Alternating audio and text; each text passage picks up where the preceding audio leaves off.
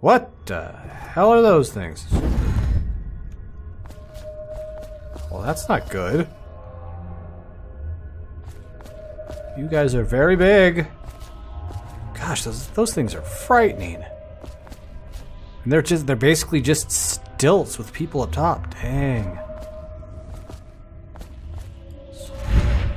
Luckily I know how to do it. That is a big whale. Well, I guess it's the regular size of a whale. That is a dead-ass tree. This place is a little freaky, not gonna lie. Wow, I might not have needed that. I tried to climb a piece of rock, and that's what I got. There, we'll do that. Hello, candle.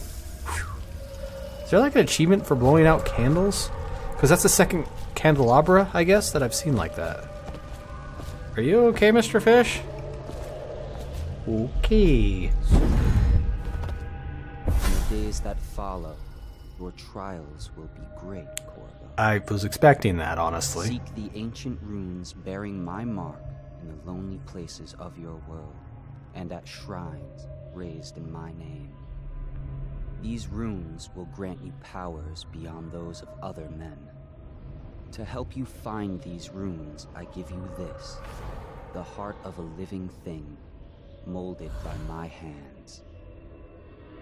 With this heart, you will hear many secrets, and it will guide you toward my runes, no matter how they may be hidden. Listen to the heart now, and find another rune. Okay. This place is the end of all things. Does that sound like the Empress? The heart. Equipping the heart in your left hand helps you locate bone charms or runes even through walls. The heart beats and lights up when you are facing a bone charm or rune, and it beats faster as you grow close. The heart will whisper secrets if you press that button while targeting a person or location.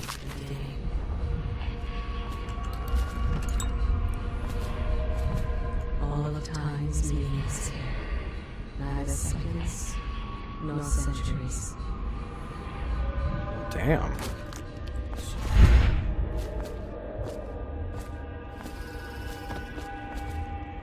Wait, what button was it? 7 and 6. I have to redo those because those are going to be my mains. So I guess she's talking about this entire location, but it sounds like the Empress. Am I insane in thinking that? Get in there. Someday this place will devour all the lights in the sky. Well, I'd rather that not happen. I already don't trust that guy. Thing, rather, because honestly it might not be human. The one who walks here is all things. Cradle songs of comfort and bones gnawed by teeth. This is the place from which those who dabble in black arts draw their power. And this place is their doom. I can feel a great age ending. This place is the end. Alright, of she's all starting to things, cycle. and the beginning. I wanted to look around before I just dove in here.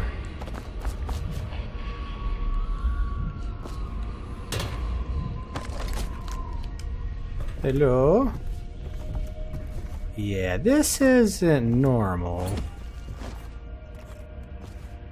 Probably shouldn't exit this door. Hey, get through there. Just want to see if there's something up there. No secrets? This is weird. This is getting really weird, man.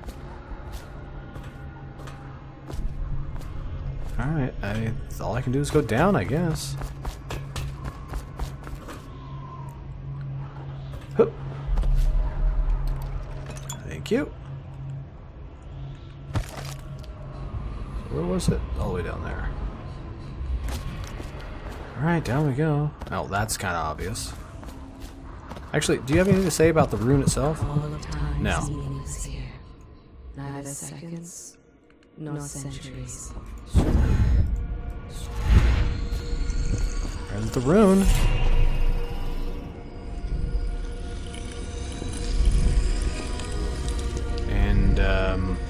What? Did I just put it on my belt or something? Oh, I can upgrade my supernatural powers with it. I'm going to be trying... The only thing I'm really going to be using is Blink. Because I'm going to try to be as natural as possible with this. I know in the second game you can play it through without even using Blink, which I would love to do here, but it wasn't designed for that, so... Because, honestly, I would not trust this guy in the slightest. Need 3 runes to do that. Because, I mean, these are all fun, and I have tried some of them, not the deadly ones, but mostly stuff like Bend Time and Dark Vision. Which I might rethink later on. You know what? I was going to say let me know in the comments, but I'm probably going to be finished recording this before I even put it up. That would have been a waste. I don't know. I might change my mind later just to spice things up. But for the most part, I'm going to try to do mobility. But yeah. How you use what I have given you falls upon you, as it has to the others before you. And now I return you to your world, but know that I will be watching with great interest. You promise? You're really gonna watch me? Hidden in an old bar on the river, your new allies have plans to share with you. Meet with the Loyalists' inner circle to learn what they've got in mind. Fun!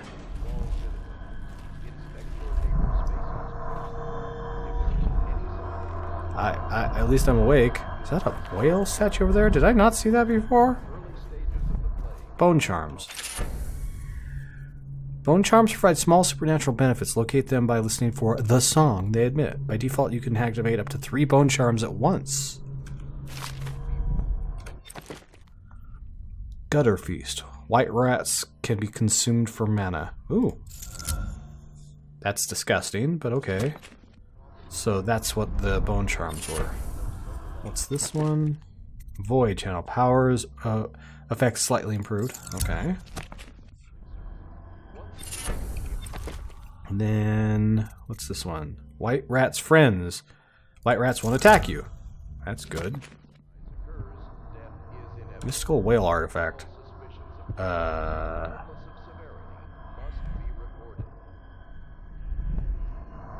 Okay. The Journal of Granny Rags. Excerpt from the Ramblings of Street Denizen. Of course I'll tell you, dearie. I won't keep any secrets from you in the end. All the dreary days of my life are like the windows of my house. From the kitchen I can see out into the garden where the leaves and stalks are brown and bug-eaten. You can see a little lump of dirt where something was wrapped in a blanket and laid to rest along the rows of twisting vines. The front room looks out into the street where the neighbors are setting fire to their homes, barricading themselves inside, warm and snug, dearie. Don't forget about the bedroom either. It sees into a dreary alley where hooligans are playing a game with an old man. The first 2 are hitting him with sticks, and the girl with them is kicking at his dry old ribs. Oh, to have those bones, to boil them in a pot. No one lives in my house anymore, dearie. No one you want to meet. When I lived there with my husband, we were fine. Fine people. Vera More, everyone would say your house is as grand as Boyle Manor. Better even. Your dinners are lavish, and your parties are the best. When that young Sokolov came to paint my portrait, I was nearly still in my prime. Radiant, he said, and he was just barely a man. So young. Painting all the best people across the land. Everyone wanted a portrait by his hand. All my friends. I was the only one, dearie, wet with his paint, glistening on the canvas for a pretty coin. But it wasn't all parties and paintings. My husband and I weren't always at home. No, we traveled together, he and I, to the far ends of the isles beyond, even, all the way to the red cliffs of Pandysia, to dig in the rock and crawl through the caves, holding up candles and squinting at the walls. Many precious things we came upon, but none so precious as the boy with the black eyes, dearie. All those marks and bones, carved so deep and polished so bright. I brought the old bones home, hid them from my dear husband. Then I learned to boil them and carve them myself. They made such good presents, dearie. The little mute boy took them home. He loved them so. All the time he came back with new bones for me, holding them up so I could see it in his eyes, even though his tongue was still. Granny, his eyes would say to me, carve these bones for me. Make me another present. And he went so far, all the way to Dunwall Tower, the royal headsman himself now, my little mute boy, and his shining, shining sword. Better bones were what I needed, you see. Better bones to carve and polish, scrape and gleam. My dear old husband was always tired. I made him soup, and then he was sick. Better bones was all. For my little mute boy, carved in the name of the one with the black eye. And after my husband was gone, given away as birthday gifts, I didn't want to live there anymore. So now I'm old and don't have many to give my presents to. It's sifting through the garbage for Granny Rags and feeding the little birdies that gather at my feet. No one wants to have tea, dearie, especially those rude louts on Bottle Street. Slackjaw and his boys, always meddling with an old woman, just trying to make her way. In the end, we'll be together with him, you and me, in the dreary night, with stars above and below, and always the one with the black eyes, dearie. Okay, that was a little creepy. So I'm assuming this Granny Rags put the book and the charms here as presents. So she carves them. And they're powerful enough that Mute Boy became the head, I guess, executioner? I don't know if that should be proud. Mystical Wolfhound artifact.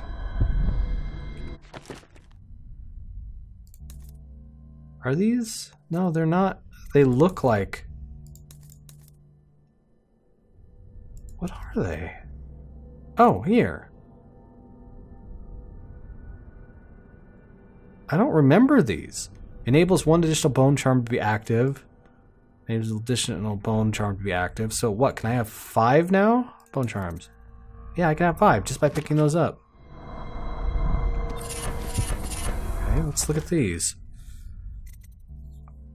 Win a sword versus sword contest more frequently. Not going to use it. Damage from explosives reduced slightly. Yeah, that might be nice. Fire waters. Shot whiskey bottles explode with greater intensity. Yeah, I don't need that. That'd be cool, but I don't need it. What do we have here? Early life and criminal records, Slackjaw. So, Granny Rags lives by Slackjaw and doesn't like him. Excerpt from a series of letters sent by a member of the Bottle Street gang. Gang. You want the chinwag on Slackjaw? What he was like when he was young, before he got his name? Oh, he's got a cool head now, but it weren't always like that in the days before he was boss of the Bottle Street gang. Time was, young Slackjaw wasn't such a reasonable man. Like most of us, he grew up on the streets, running with a pack of ragamuffins and avoiding the law, pinching whatever he needed. Dark-haired and dark-eyed, smoking a pipe by the age of 10. For them born in the brothels or coming from the orphanages, it was either the gangs or the working with the mudlarks, and no one wants that. Some got pressed in the Navy or put down in the mines run by the Pendleton or Boyle families. As hot as it was on the streets, as hungry as we all got, at least we was free.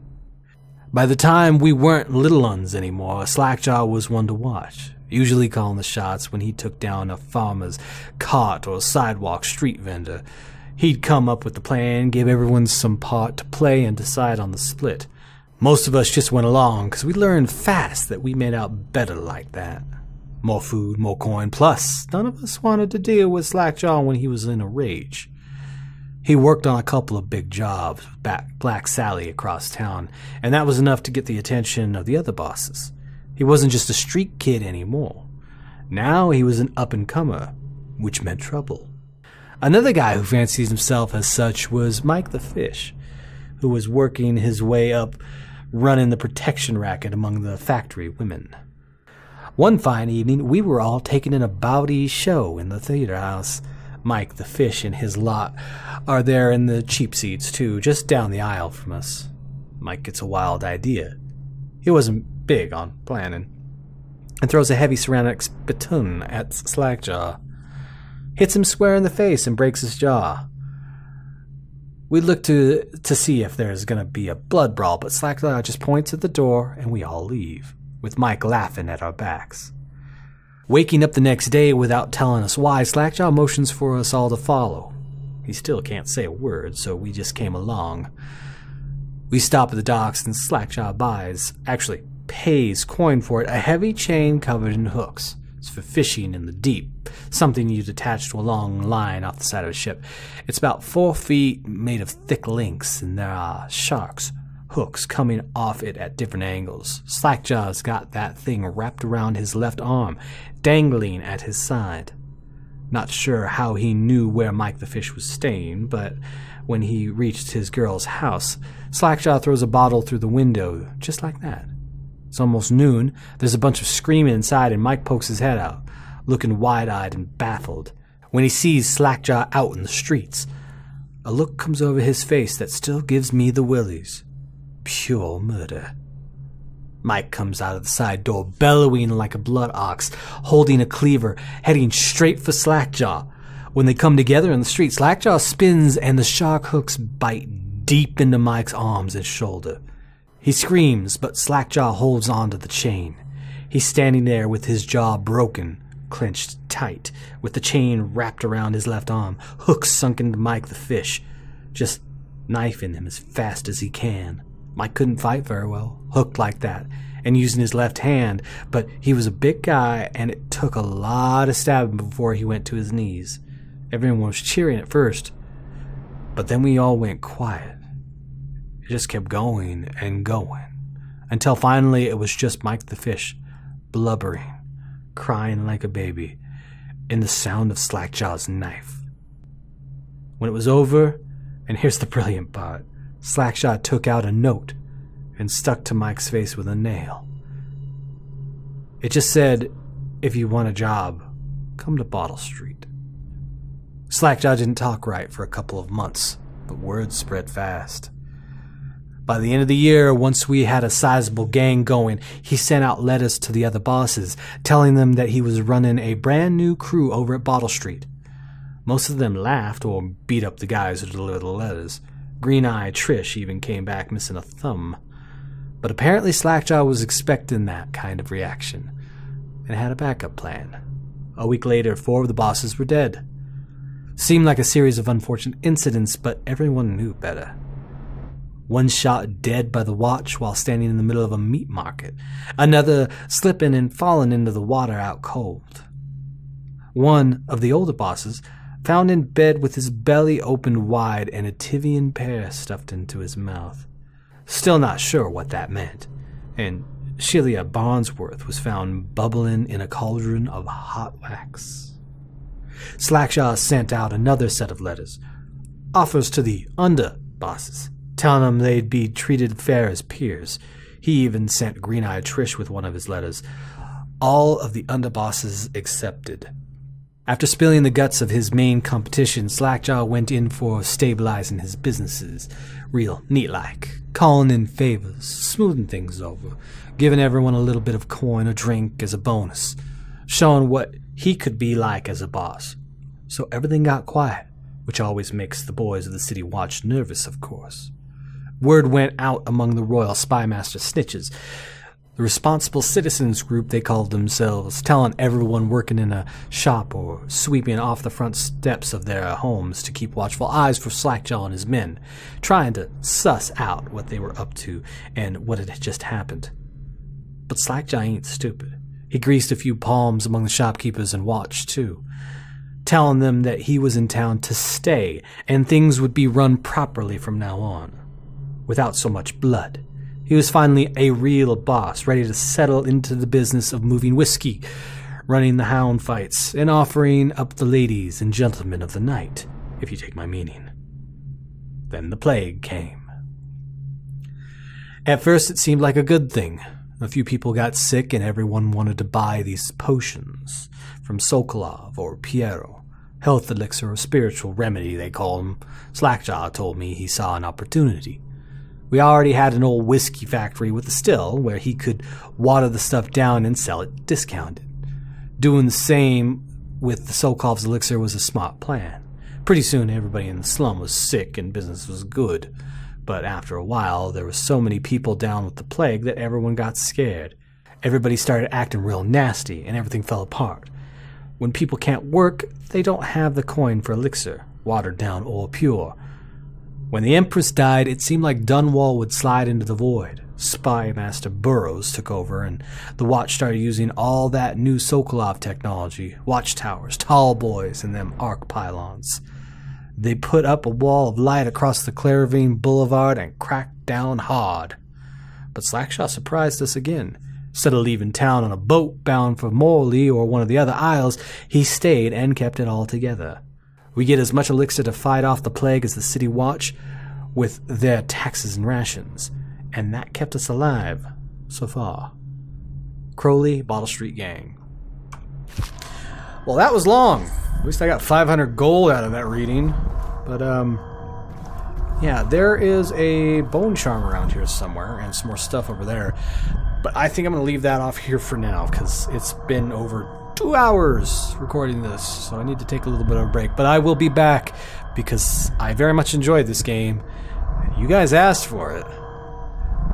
I think most of the reading, the really heavy reading, is behind me because a lot of the readables are going to be repeats. I'll have to remember what they are, but there's not too much to actually read in this game. We've gotten over the chunk of it, so there should be a lot more gameplay coming up. But anyways, hopefully you've enjoyed my nonsense. And this has been Boylag, signing off.